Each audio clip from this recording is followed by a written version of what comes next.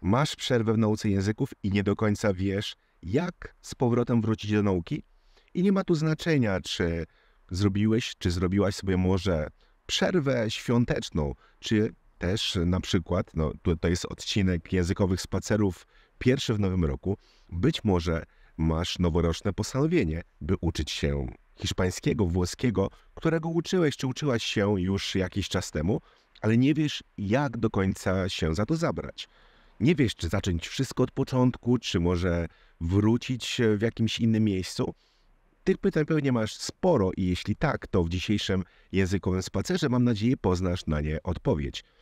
Ja nazywam się Konrad Jerzak-Weldobosz i na tych językowych spacerach zabieram Cię w różne ciekawe miejsca, oczywiście w większości w mojej ukochanej Zielonce, ale dzisiaj jesteśmy niedaleko stąd, czyli w Wołominie. Wołominie bardzo ważnym dla mnie mieście, bo tutaj się urodziłem, a za mną jest Muzeum Zofii Naukowskiej, której książki być może czytałeś czy czytałaś w czasach szkolnych.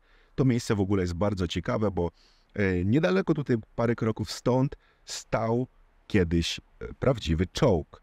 Była to pamiątka po wielkiej bitwie pancernej. Niewiele osób o tym wie, ale to była chyba trzecia co do wielkości bitwa pancerna w historii świata, która odbyła się właśnie tutaj. Ponad chyba 1000 czołgów ze sobą walczyło w 1944 roku. I ja pamiętam jako dziecko, jak przyjeżdżałem do Wołomina samochodem, to zawsze czekałem na ten moment, kiedy będzie czołg, kiedy będzie czołg. O, jest czołg, to jesteśmy w Wołominie. No, został on już stąd usunięty, ale miejsce jest naprawdę bardzo ciekawe, tym bardziej, że obok tego muzeum jest piękny park. Teraz jest zima, jest minus 7 stopni, więc nikogo nie ma oczywiście, tylko nierozsądni ludzie tacy jak ja tutaj chodzą, ale zapraszam Was, czasami warto tutaj przyjechać i zobaczyć, jak on ładnie wygląda, zwłaszcza wieczorem, kiedy jest pięknie oświetlony. Ale wróćmy do tematu numer 1 dzisiaj, czyli do tego, jak wrócić do nauki języków. I tak jak tutaj musisz wiedzieć, są dwa scenariusze, które będziemy brali pod uwagę. Po pierwsze, w ogóle mówimy tu raczej o osobach, które uczą się samodzielnie języków, czyli jeśli uczysz się na kursie, na przykład z nauczycielem, to nie przejmuj się, po prostu idź na zajęcia i nauczyciel sobie już poradzi, będzie wiedział, czy ma wszystko powtarzać z tobą, czy zacząć od jakiegoś innego momentu, nie ma to znaczenia. On wykona to zadanie, ale jeśli uczysz się samodzielnie lub jeśli uczysz się na naszym kursie w Globocie, myślę, że tutaj tych kilka rad bardzo Ci się przyda. Musimy wyjść od pewnej zasady, która jest bardzo ciekawa. Być może wiesz o tym, jak działa powtarzanie, o którym często mówią inni poligloci, czyli takie powtarzanie interwałowe. Zazwyczaj polega to na tym, że powtarzasz to, czego się nauczyłeś czy nauczyłaś w coraz większych odstępach. I ważna zasada. Kolejny odstęp zazwyczaj powinien być większy niż poprzedni 2,5 czy 3 razy.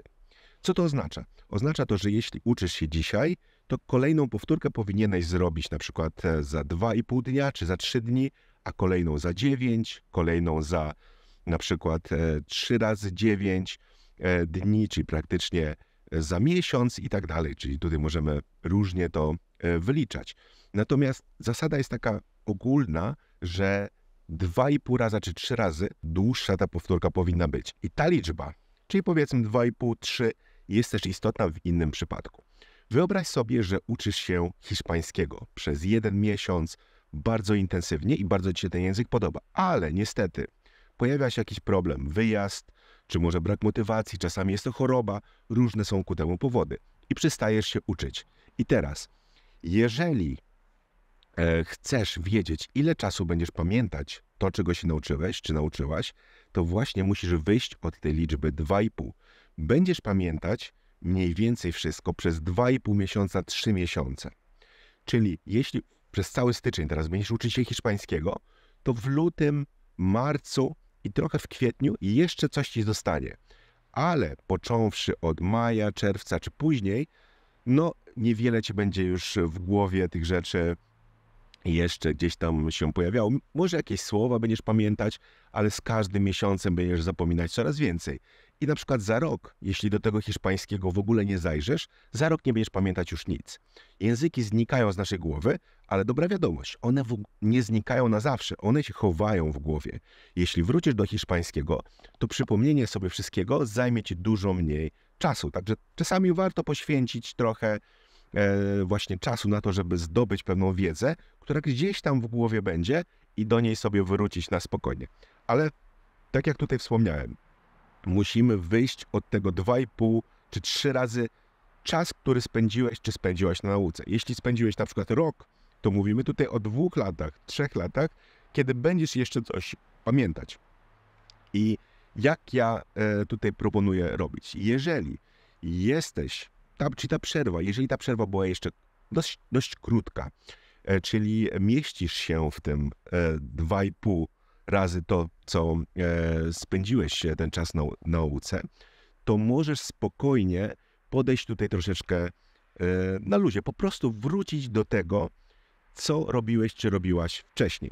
Czyli powiedzmy, jeśli pracujesz z podręcznikiem, albo jeśli uczysz się na naszych kursach w Globocie, wówczas po prostu wejdź i zacznij uczyć się od tego momentu, w którym przestałeś czy przestałaś. Czyli jeśli przerobiłeś na przykład sobie, nie wiem, 5 lekcji, to wejdź, może cofnij się 1-2 lekcje, żeby sobie przypomnieć pewne rzeczy i zacznij mniej więcej w tym miejscu, którym zostałeś. A jeśli na przykład uczyłaś się na naszym kursie w Globocie, pracujesz z fiszkami, bardzo ci się one podobają, wejdź sobie do nich i wróć od tego momentu, w którym je zostawiłeś, czy zostawiłaś. To jest o tyle bardzo przydatne, że po prostu w Globocie klikasz, zacznij naukę i zaczynasz od powtórek. Ich będzie trochę dużo. Możesz sobie na przykład wyłączyć na jakiś czas nowe fiszki, czyli wchodzisz w zmianę limitów. W Globocie jest tam ikonka kółka zębatego i tam jest opcja zmiany limitu i ustawiasz sobie nowe fiszki na 0 po to, żeby przez tydzień, 2 skupić się na samych powtórkach. One mogą ci iść lepiej lub gorzej, ale zobaczysz, bardzo szybko wszystko ci się przypomni. Czyli nie ma sensu tutaj zaczynanie od zupełnego początku. Nie ma sensu cofanie się do pierwszej lekcji, czy też zerowanie postępów w Globocie.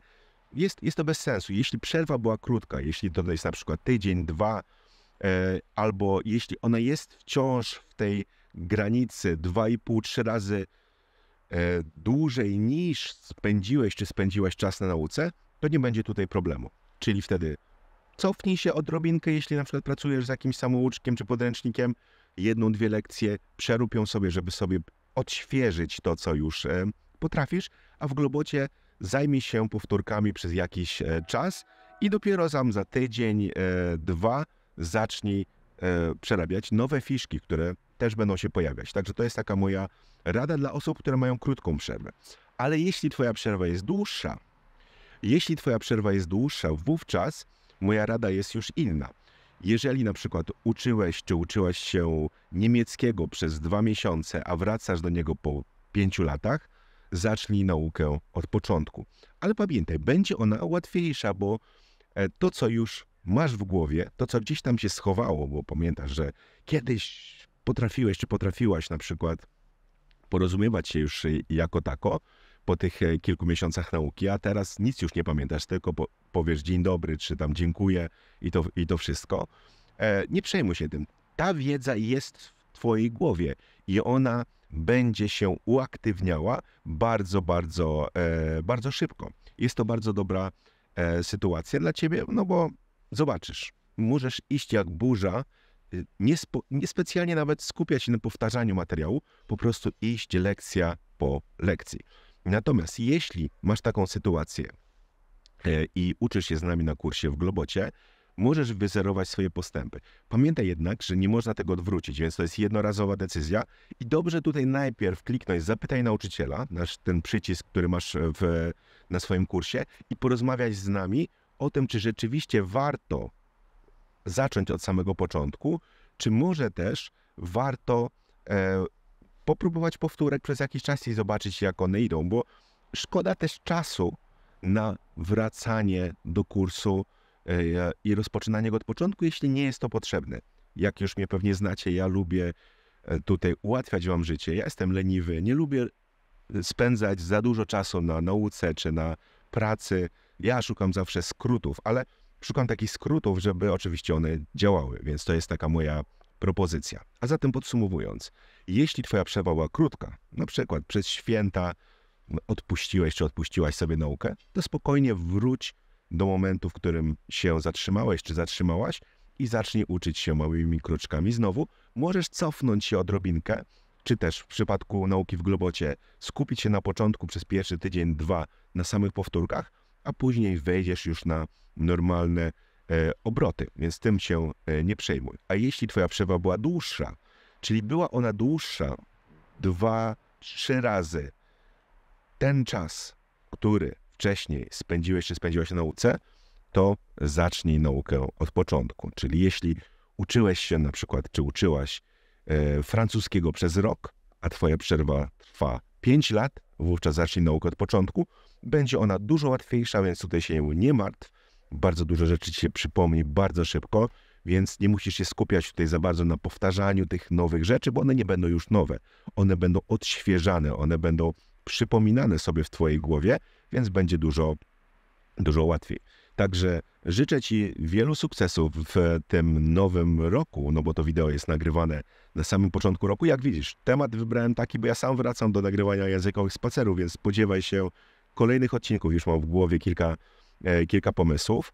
Pozdrawiam cię bardzo serdecznie, no i oczywiście pamiętaj o najważniejszej rzeczy w tym nowym, nadchodzącym roku. Nie ucz się słówek, ucz się zdań.